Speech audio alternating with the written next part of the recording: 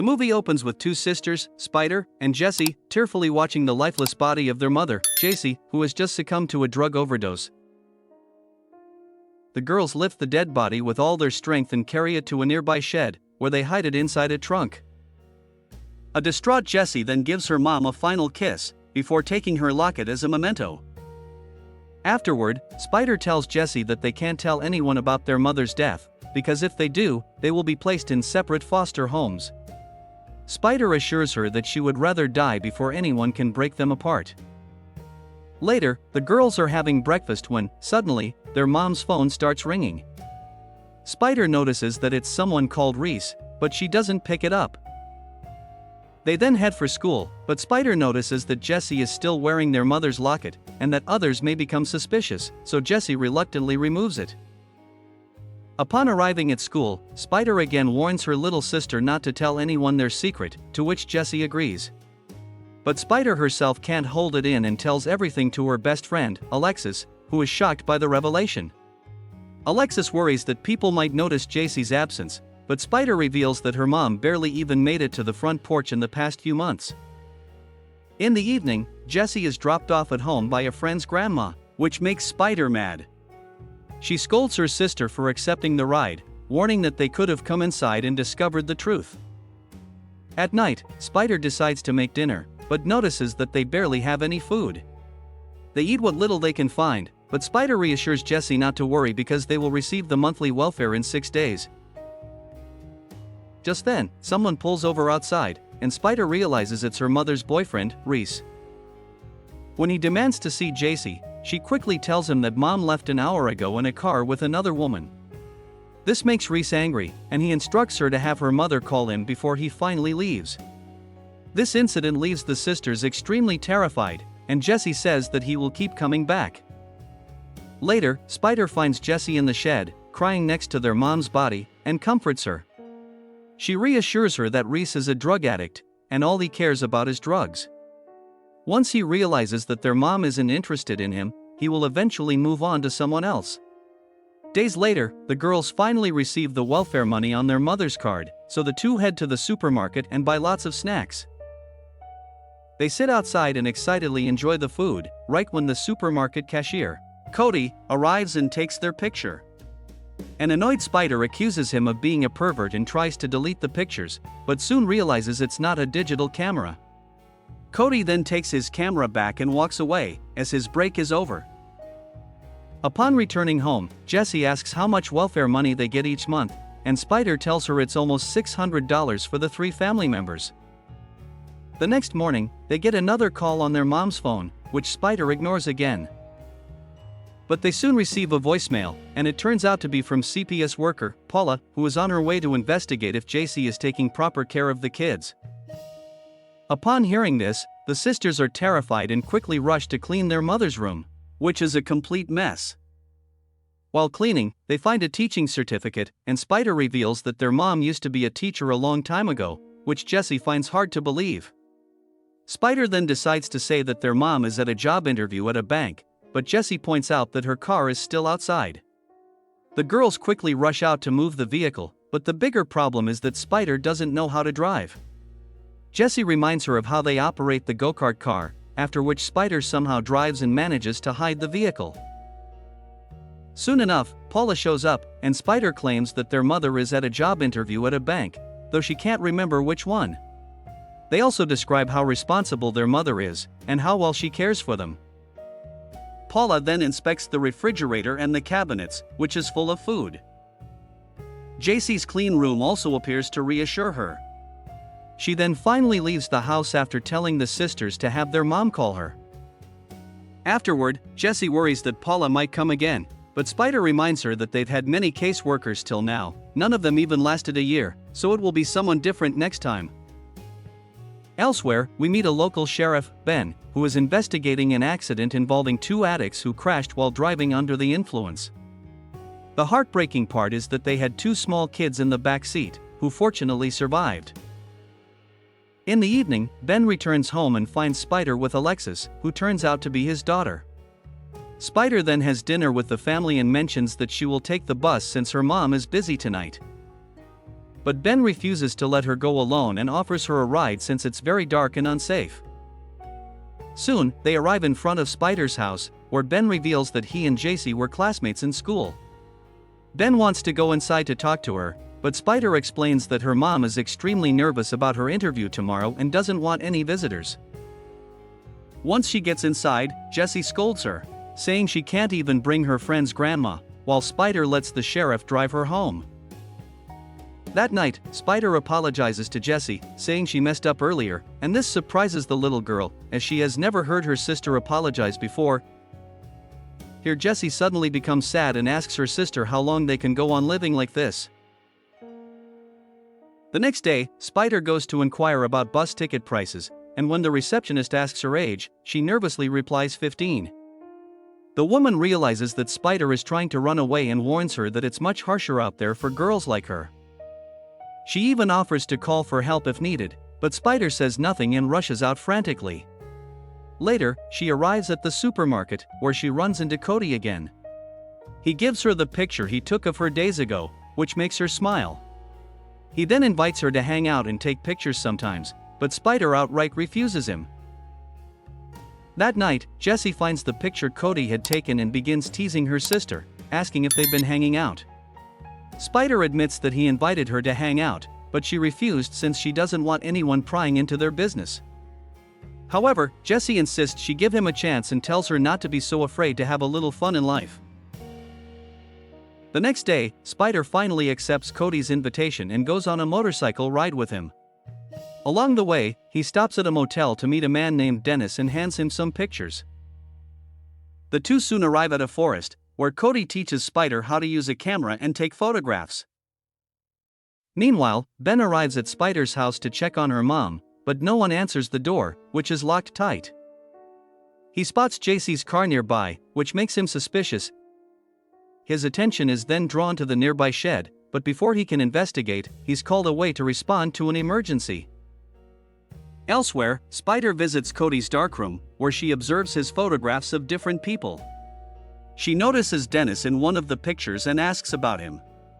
Cody explains that Dennis used to sell drugs, but after his wife overdosed and died, the state took his kids. Now he makes a living selling moonshine and knockoffs. Later, Spider makes Cody drop her off far from home, saying her mom is strict and doesn't like her being seen with boys. Before they part, Cody lends her a digital camera to practice photography, and Spider finds it unexpectedly sweet. In the following days, the sisters continue their lives as normally as possible, trying to find small moments of joy amid their difficult situation. However, one day, they're at a diner when Reese approaches them unexpectedly, and he's mad that JC still hasn't called him. Spider says that their mother is getting clean and doesn't want anything to do with him, so he insists that she repay him the $300 she owes by Friday. This puts the girls in an even more desperate situation, as they can hardly make ends meet. The next day, Spider goes to a pawn shop and tries to sell the camera Cody gave her, but the shop owner offers only $50. With no other option, she reluctantly leaves her mother's locket behind for money. The owner agrees to hold it for 2 weeks, warning that it will cost her twice as much if she wants to buy it back. That night, Spider arrives at Reese's trailer and says she has his money, but pleads with him to leave them alone from now on. She hands him the cash, but the vile man tells her to stay a while, claiming he will show her what made her mom so crazy. This freaks out the poor girl, and she tries to leave, but Reese says he can't believe JC is clean and allowed her daughter to come here alone. A horrified Spider bolts from the trailer as Reese shouts that he's not done with her. When the girl returns home, she quickly heads to the shed, where she furiously kicks the trunk and breaks down in tears. She yells at her mother, saying she hates her and curses her for putting them in this situation. The following day, Spider does some research online and learns that she must be over 18 and financially stable to adopt her sister. That night, Jessie asks her about their mom's locket, which has gone missing, but Spider reassures her that it will surely turn up. Just then, they receive a voicemail from Ben, inviting JC and the kids for dinner at their place, which immediately worries the girls. The next morning, a desperate Spider approaches Dennis at the motel and asks if he can forge a fake ID for her to prove she's over 18. He agrees and tells her his price, but Spider admits she doesn't have any money at the moment. Seeing her so tense, he feels sympathetic toward her and asks why she needs the ID so desperately. In the next scene, Spider is hanging out with Alexis and shares her plan to move away with her sister. She explains that she has found someone who can forge a fake ID, after which she will get a job and adopt Jesse. Spider goes on to say that she'll tell Jesse once all of the documents are ready, and Alexis is very saddened to hear this. After receiving the welfare money, Spider returns to the pawnshop and discovers that the owner has already sold the camera. She thus buys another one, and when he asks about the locket, she says she can't afford it before walking away. Later, she visits Cody to give him the new camera, but he tells her it wasn't necessary and invites her to hang out again. Spider hesitates at first, but when he continues to insist, she finally agrees. The two soon arrive at the woods, where they start taking pictures and share some beautiful moments. The next morning, Jessie, who has asthma, reminds Spider that her inhaler is almost empty. Spider promises to refill it after school, but moments later, a knock at the door makes them paranoid. It turns out to be Paula again, who has come to meet their mother.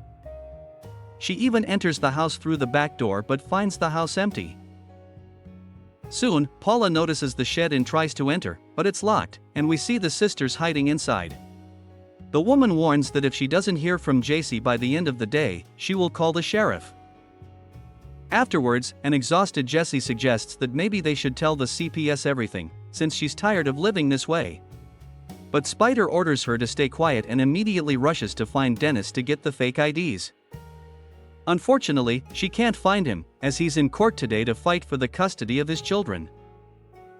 That evening, Jessie asks about the locket once again, and Spider finally admits that she sold it. The revelation devastates Jessie, so Spider reveals that their mom never truly cared about the locket, or anything else except her drugs. Jessie argues that, despite the addiction, she was loving and not a bad person. But Spider recounts how their mom once left baby Jessie crying on the porch, and she would have frozen to death if Spider hadn't picked her up.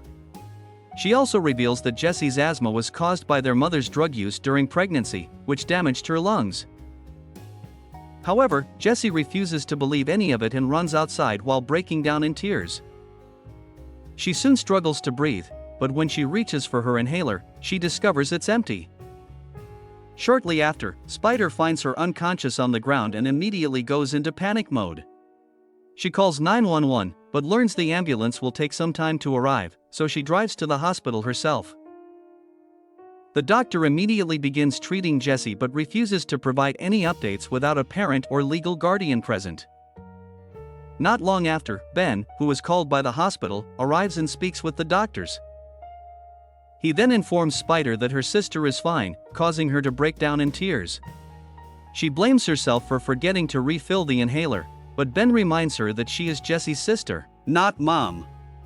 He then asks where Jessie is, but Spider doesn't answer him and just pleads with him not to separate her from her sister. Afterward, Jessie is discharged from the hospital, and the sisters spend the night at Alexis's home. Later, Ben tells his wife that he went to find Jessie, but she wasn't home, and even the CPS worker said she's been avoiding her for weeks. His wife then suggests that the girls could stay with them until they find a home, but Ben explains that it's not that easy. There are more than 70 children on the waitlist, and the chances of the two ending up together in the same home are almost non-existent. The next morning, Ben drives the girls to school and reassures Spider not to worry and promises he will find their mom.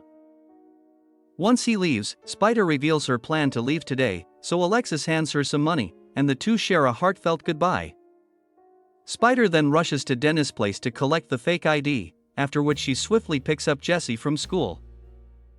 Shortly after, the sisters arrive home, and Spider hurriedly begins packing, leaving Jessie confused. She asks where they're going, and Spider finally explains that they have to run away, or the authorities will come for them. She reveals that she has a fake ID stating she's 18, so they can move to a different place. However, Jessie refuses to leave her school and friends behind, while also arguing that they cannot abandon their dead mother like this. The disagreement quickly escalates into a heated argument, and Spider ends up slapping her sister out of frustration. Just then, they hear a car pulling up outside, so Spider quickly rushes to lock the door. It turns out to be Reese, who violently forces the door open and bursts inside. He corners Spider against the wall and says he knows their mother is dead and that they've been receiving the allowance. He says he will keep their secret, but only if they pay him $200 every month, to which Spider reluctantly agrees. Reese then asks about Jessie, and when Spider claims she isn't home, the man shows his true colors and suggests they have some fun. The poor girl tries to run, but he manages to restrain her, right when Jessie bites the man's ear, prompting him to knock her unconscious. And then this happens.